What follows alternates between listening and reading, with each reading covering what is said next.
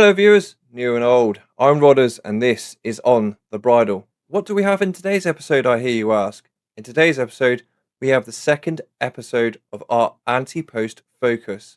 It will be the Arkle preview, but that will come later. First of all, racing news.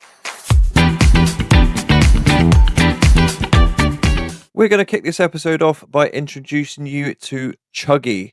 Chuggy is the younger brother to the new Lion, and he has made a fantastic start to his chasing career, winning his first 3 chases by a combined aggregate winning distance of 22.25 lengths. And I don't think he stopped yet, folks. Not by a long stretch. Chuggy has barely touched a twig apart from at the final fence, but it's made no difference. He's made every inch of the run. He's going to saunter home. It's going to be a double at the local track for the Skeltons. Chuggy, in the colours of Simon and Lisa Hobson, completes the hat-trick and does so in tremendous style. He's jumped them ragged.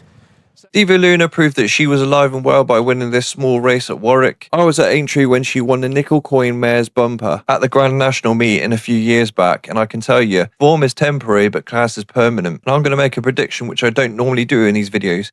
This mare is going to win something big one day. Diva Luna, very good, very quick, came up well and beginning to stretch away now from Blue Lass, and why not? It's single file on the run to the line. Diva Luna exposed a few jumping frailties from her rivals on the way round, and she fairly streaks away to win the Lady Godiva. Blue Lass in second. As the image of Chelmsford City looms from whatever device you're watching this from, I can already hear slippers being flung at walls. But hang on, folks. This is quite a good horse. Quartermaster was running over 7 furlongs here. He's bred for further, and as soon as he gets further, you're going to see an extremely nice animal. Got no more in Quartermaster. Nice start this. Comes home well. Quartermaster. Just a word of warning, keep those slippers handy because there is more flat racing to come. Now, Old Park Star turned in a useful performance, but I won't say too much about him because he appears on our anti-post focus, or the Supreme Novices Hurdle, which is currently on the channel, so if you haven't seen that, go and check it out. The final flight comes up a good 8 or 10 lengths clear. They are fighting it out for places only. The bird has flown here. Old Park Star looks a very useful recruit. He's going to saunter home for Nico de Boinville, Nicky Henderson, Gordon and Sue Hall. Old Park Star emphatically. Glance at Midnight staying on stoutly, gets second. Kingston Quick. 6 Mile Bridge was an extremely nice horse last year over hurdles. He's won 2 races over fences, but I would suggest he's approaching his max ceiling. Going forwards, I would suggest he'd be a handicap type of horse, because he won't figure in any sort of these graded races, because he simply isn't good enough. But 6 Mile Bridge is now 6 lengths clear as he approaches the final fence under Keelan Woods. Hold your breath. He's over, sails out over it clear from Califet on Vol and Royal Infantry, and 6 Mile Bridge powering on up the Cheltenham Hill is going to make it 2 from 2 over fences, and this was a sparkling round of jumping today. 6 Mile Bridge for Keelan Woods, the Mexons and Fergal O'Brien in a rout. Califet on Vol in second and Royal Infantry eased off. Gavin Cromwell is quickly becoming the new Edna Bolger, the king of the banks, and this year he looks to have found another string to his bow in the shape of Final Orders. This was a nice performance, and he wouldn't be out of the reckoning for March or the Grand National, dare I say. Running they come, 200 yards to gallop. It's Final Orders, who's made most over nearly 3 3/4 miles. Keith Donoghue, he knows his way around this course. So does Final Orders, an emphatic winner of the Glenfarclas Crystal Cup. Manila Study has had a short career thus far, but he has gone round collecting scalps like no one's business. A horse like this, you can never tell quite how far he's going to go, but he does look like a very nice animal indeed. Towards the final flight, Manila Study, spring-heeled, landed 4 lengths ahead of One Horse Town, Winston Jr. staying on then, and then Wolf Raye, but Manila Study is bounding up the Cheltenham Hill and forging further clear. He successfully defends his unbeaten record for Adam Nicol, Malcolm and Carol Humble, Ryan Mania. Manila Study has run riot to win the JCB. Is it a bird? Is it a plane? It's none of that. It's Car Ying Rising. Rumour has it he's already had 3 speeding tickets on this racetrack already, and the last time I saw this amount of speed was on a night out in Gateshead. Look at him go, though. Inside, Cardham at the back was very slow out, and he's missed it by 6, and the jockey's lost his irons on Cardham. Car Ying Rising leads the way over Win Carnelian, going forward on his outside, and then Fast Network, who dropped onto the back of the favourite Beauty Waves and Wunderbar. It's a bunched first 5. then Tomodachi Kokoro, followed by Satono Rave. Next, Helios Express, Devano, Raging Blizzard. The centre, Lucky Swain S, and then came Lucky With You. And Cardam's tacking on, but O'Sheen Murphy's lost his irons at the start. It's Karying Rising, 450 to go on the sprint. Zach brings him 3 off the rail, and he has them all chasing. 3 lengths over Fast Network. Win Carnelian, then came Helios Express. It's Karying Rising. The crowd lifts, 250 to go. He's 3 lengths on Fast Network, and then came Helios Express. This is what we came to see. 16 in a row. The world's best sprinter. He is just unbeatable. Karying Rising. Andre Farr, probably bored with winning everything in France, decided he was going to go international pot hunting with the likes of Sozi. Now, Sozi is near the top of his tree in terms of the horses in his yard, so this wouldn't have been a light decision, but it paid off nevertheless. In front, Giavolotto, and our River, still Sozi, 3/4, Giavolotto. It's 2023 all over again. Romantic Warrior continues to baffle, bamboozle and bedazzle his opponents. And let's make no mistake about it, he is not beating Selling Platers at Southwell on a Thursday night. He beat the Breeders' Cup Classic winner, and he is currently the top earning horse in the world in training anywhere. Romantic Warrior, he's 3 in front, Bellagio Opera, it's history, it's cup number 4, the Warrior, in name, Warrior in nature. Old School Outlaw took the scalp of Bambino Fever. It was a good performance by Old School Outlaw. She went from the front, she was race fit, and she had every advantage from there on in. Bambino Fever jumped to her right, and I'm not going to go in on her. This is 2 miles. She's a 2.5 mile plus horse, and she will just need further. She'll come on for the run as well. Outlaw, there must be something in the water. It's Jack. Regent Stroll was a horse I talked to Paul Nicholls about in our interview at the start of the season. He is a £660,000 buy after he went to the sales, and he jumped adequately here, but I wouldn't say he jumped like a superstar. Well for the future, much more restrained, and Regent Stroll conserving his energy for the most important part of the race. It's good to have the Whaley Cohen colours back in the Nicky Henderson yard. It takes me back to the times of Long Run and Catarino. Stroke Play was a very, very green horse at Ludlow here. She did run out a ready winner in the end, but I would say she would improve an awful lot for this run.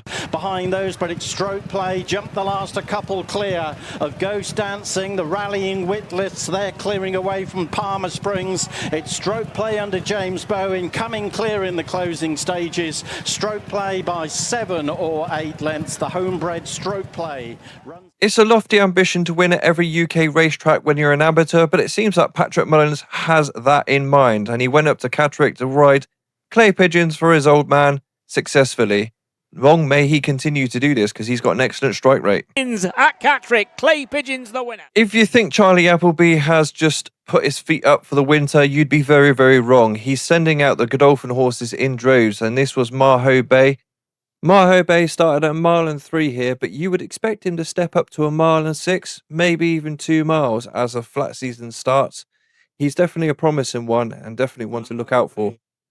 Clear in the hands of Billy Loughnane.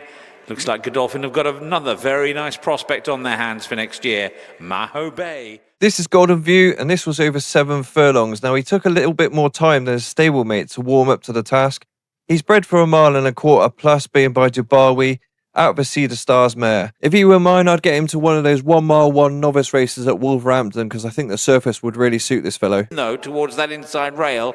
That has to be straightened out here, Golden View. He's hung right the way over towards that rail. Akpan a length away. It's Golden View's race. Golden View, Billy Loughnane. Crystal Island was a £205,000 buy after his impressive Irish point-to-point win. Now, Nicky Henderson did give him a glowing review before this race, and he ran a bit green at the start of the race, and he continued to run a bit green until the final 3/4 of the race, and then he finally kicked into gear. He reminds me quite a lot of Django Bay.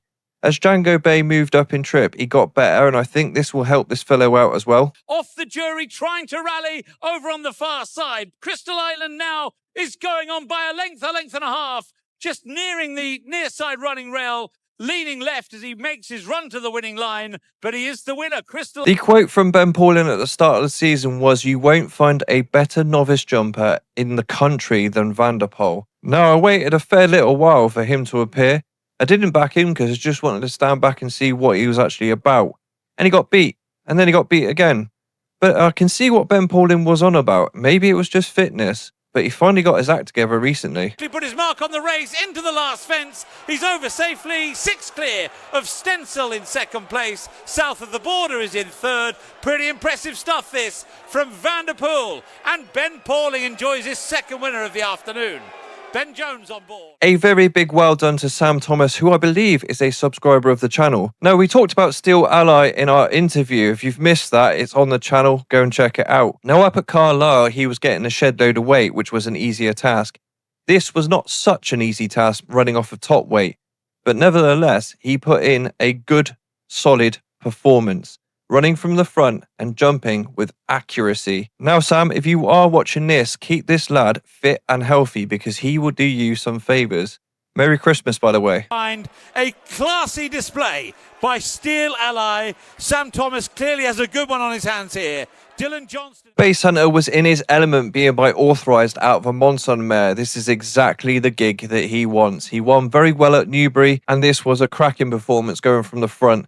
Although I will say he was tying up towards the end and I would be a bit concerned when he goes over the hurdles that he might not just last out the 2 miles. In second, running on now is Tally-Ho back over on the outside. Base Hunter still got the thick end of a furlong to last home. Tally-Ho back is into second place, still closing. There's 100 metres left to go. Base Hunter from Tally-Ho back, who's still running on strongly. Base Hunter up towards the line. Base Hunter, nice performance, but in the... If you're seeing Savile come on your screen and you think I've lost the fucking plot, I have not. Trust me, Silenciosa put in a mighty display here. Normally horses that go across to that side of the track at Savile instantly lose. There is a bias at Savile. She overcame that bias quite easily and quite readily, and when she hit the front, there was plenty left.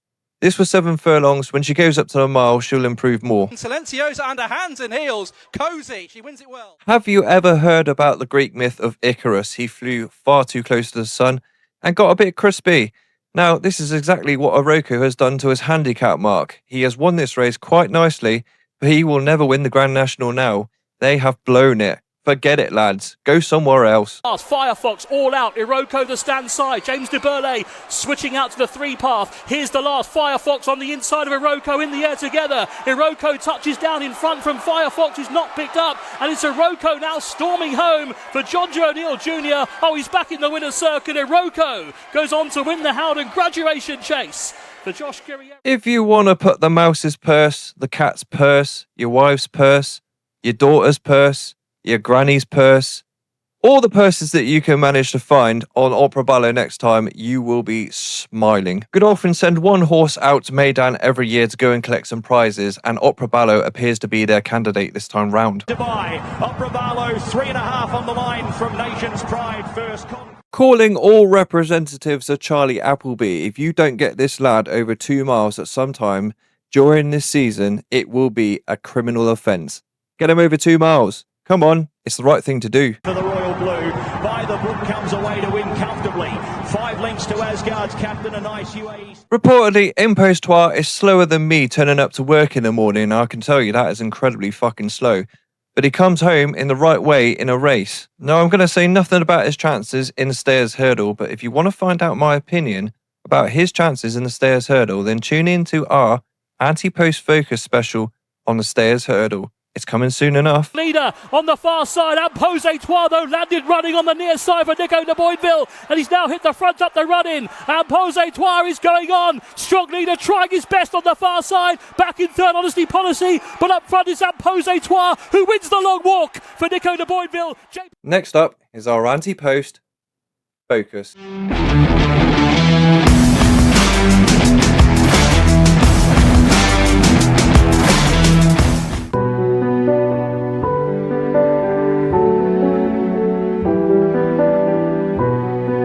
Head up to the straight, to the winning line in the Racing Post Arkle, and wins the hard sprint to the line. Duvan wins it, Sizing John in second, Fox Norton.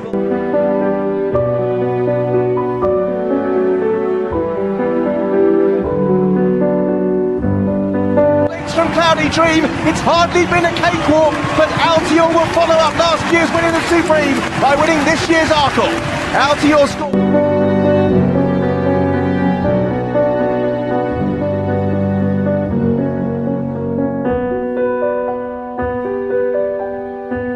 Closing stages, foot sure, foot perfect at the last, and a sparkling win in the Arkle for Footpad and Ruby Walsh passing the post.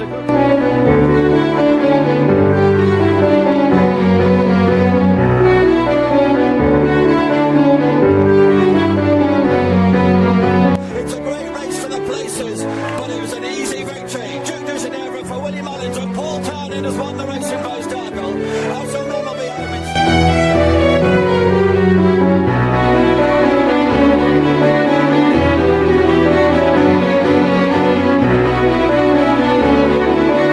Fakir Dudery is still closing, but Put the Kettle On is plucky, and she simply will not be denied. And it's the mare Put the Kettle On who takes the Racing Post Arkle.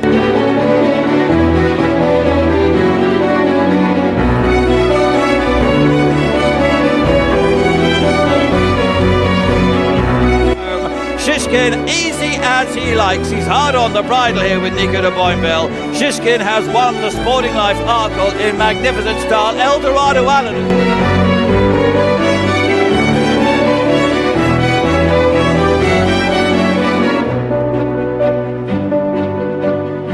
Beginning to power clear of Gavin Arco and Blue Lord. It's Alan King and Tom Cannon in the Arkle. Edwardstone wins.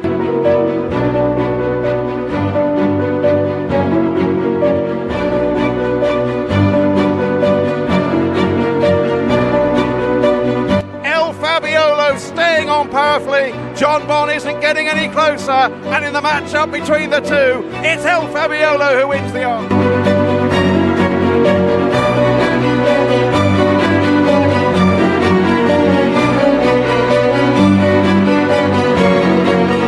In the bearing Bingham, first in the Arkle, bided his time, Paul Townend, pounced up the run-in and puts them to the sword.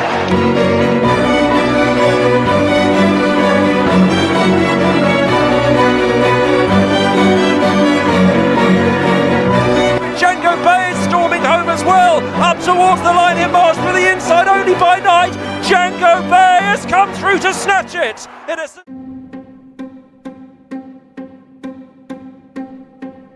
That was a very difficult question to answer, but we're going to try and enlighten you in this episode. First of all, we'll go through the race stats, then we'll go through the main protagonist and their stats, and then we'll go to my prediction for the race at the end of the episode. Before we kick it off, I do have to say, gamble responsibly. Only put the money on that you can afford to lose. I do have to say this because Rodders doesn't want to get sued in the new year. They might only get a Twix out of me, but that was my fucking Twix. I get the feeling that YouTube might not take too kindly to the last profanity that I just used there, but it's the last video of 2025, so fuck them. Now, the On The Bridle behind the scenes team have been squirreling away trying to find the stats for the Arkle, and I'm glad to say they have done a brilliant job, so let's get down to them. 12 out of 12 winners had previous hurdles form, having run at least 4 times over hurdles. 10 out of 12 having won at least 2 times over hurdles. 10 out of 12 winners had one previous win at Grade 1 company or Grade 2 company. 11 of the last 12 winners were aged 6 or 7. 8 of the last 12 winners were the favourites. But 10 out of the last 12 winners were in the top 3 in the betting. 10 out of 12 won their last race before the Arkle, and also 10 out of 12 run within 51 days of the Arkle. Also, 4 of them ran in the Irish Arkle, and all 4 of them won the English Arkle. 10 out of 12 had one previous run at Cheltenham, but 5 out of 12 had one previous win. 9 out of 12 had 5 previous runs between 15 furlongs and 17 furlongs, but 10 out of 12 had at least 2 wins between 15 furlongs and 17 furlongs. 11 out of 12 winners had at least 2 previous chase runs to their name. 9 out of the last 12 winners were rated at 153 or higher. And lastly, 9 out of 12 had at least 2 wins in that season. So how do these stats translate across to the main protagonists of this race. Our first contender is July Flower. She cost an awful lot of money when she was bought from France. But let's not forget, Henry de Bromhead did win this race, would put the kettle on, and it would be no shock if she turned up at Cheltenham in March and put in a cracking display. Nod in second, Burdett Row back in third. July Flower, be aware, is battling on in second place. It's July Flower by a length and a half, by a length and 3/4. July Flower driven right out by Darragh O'Keefe, and July Flower wins. So what are July Flower's positive stats? She will be 7 at Cheltenham. She will have course and distance form, having won this race. She will have 3 wins over hurdles, and that's crucial, and 2 previous chase runs. Now let's flip the script and see what her negative stats are. She has had only 1 run at between 15 furlongs and 17 furlongs. She's rated below 153. Won't be in the top 3 in the market, but this does come with a caveat that Romeo Coolio actually runs in the Arkle. So on to Romeo Coolio. This horse has improved massively for a step up and trip. He was never ever going to be in the podiums for the 2-mile division, and this has been borne out a little bit by Gordon Elliott's comments saying he's a little reluctant to send him to the Arkle. Novice Chase Grade 1 in the lead is Romeo Coolio from Gold Dancer into second, then Captain Cody, Old Man Dingle can't stick with them, and then Raffles Dolce Vita, but it's Romeo Coolio travelling to the final fence under Jack Kennedy, and they're over from Gold Dancer second. Third is Captain Cody, and on the run in it is Romeo Coolio, making it a greater treble for Jack Kennedy and Gordon Elliott as Romeo Coolio. So how does Romeo Coolio fare in the positive stats department? Well, he will be 7 at Cheltenham, will be in the top 3 in the market providing he runs, has won a Grade 1 race, he won the Dryn Mor here, and has run 4 times over hurdles previously. Moving on to Romeo Coolio's negative stats. He has no wins at Cheltenham out of 2 attempts. Both runs over fences were at 20 furlongs. Seems to lack a change of gear over shorter trips. And Gordon Elliott has never won the Arkle. I had to actually check with a background team for this fact. It's actually true. He's never won the Arkle. Lou Lambert is a fantastic horse. There were some at the start of the season thinking this juvenile, he'll go over fences, but he won't improve much. He was a little bit ring rusty at Exeter, but he improved massively from Exeter to Sandown. He is a player. Draw away by a couple of lengths. Le Lambert took a chance there. He stood off a mile. Le Lambert landed clear, and he's done it very easily on the landing side now. He's cruising to success in the Betfair Henry VIII Novices Steeplechase. He'll make it 2 out of 2 over fences. Lou Lambert has won it easily. So Lou Lambert's positive stats, let's get through them. He has won a Grade 1, he won the Henry VIII Novices Chase. He will run within 51 days of the festival, I'm pretty sure of that. He is rated 153 already, and he has 2 chase wins to his name.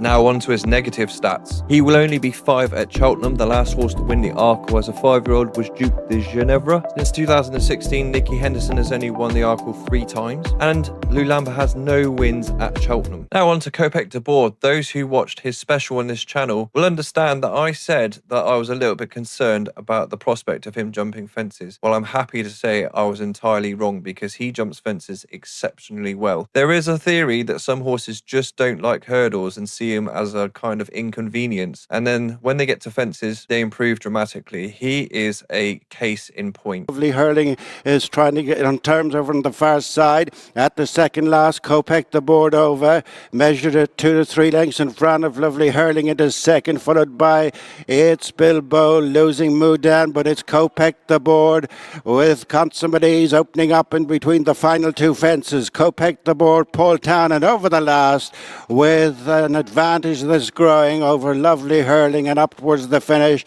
The supreme winner is head and shoulders above them here on Chase Stable. And completing the picture for the Arkle, let's get on to Kopek de Board's positive stats. He has a rating above 153. Previous Cheltenham win came in the Supreme Novices Hurdle. He will have 2 wins going into the Cheltenham Festival. He will appear at the Dublin Racing Festival. William Mullins has won 5 out of the last 10 Arkles, and Kopek de Board will be 6 by the time he gets to Cheltenham. So, turning the plate upside down, what are his negative stats? Well, he can take a keen hold. He showed this at Punchestown, and ultimately it lost him the race. Now, that was at Punchestown at the end of the season, and a lot of horses blow out notoriously at the end of the season at Punchestown. But on his chase debut, the evidence seems to be that he has settled a little bit better for bigger obstacles. So who wins the Arkle for me? Well, in my humble and honest opinion, I think it's going to be Kopek de Board. Now hold on, Lou Lambert and Romeo Coolio supporters. I can hear you screaming at the TV screen. Our horse has got an equal chance. Our horse has got an equal chance. Hold on, I'll explain. Willie Mullins has won 5 out of the last 10 Arkles. He knows what he's doing with a horse. He knows what is needed for an Arkle horse. Now, me and the team tried to find other negative stats about Kopek de Board, and we really couldn't find any others apart from the fact that he needs to settle a little bit better in his races. The other 2 horses, Lou Lambert and Romeo Coolio, are really 2.5 milers, despite what Nicky Henderson says. Nicky Henderson has come out a few times this season and said, no, Lou Lambert's definitely a 2 miler. I think it's because he doesn't have another option and he needs a horse for the Arkle. Next year, you're going to see that horse step up massively in trip. He and Romeo Coolio will get outpaced by Kopek de Board round in the final bend. You can guarantee that. So there you are, folks. That is my honest opinion on the Arkle. If you have a different opinion or you'd like to make a comment, put it in the comment section below on this video. Now, we realised that this is the last episode of 2025, so we'd like to extend to you Happy New Year's to everyone that has subscribed to this or watched any one of the videos, and we hope you have a brilliant start to 2026. I'm Rodders, this is On The Bridle. Until next time, stay safe.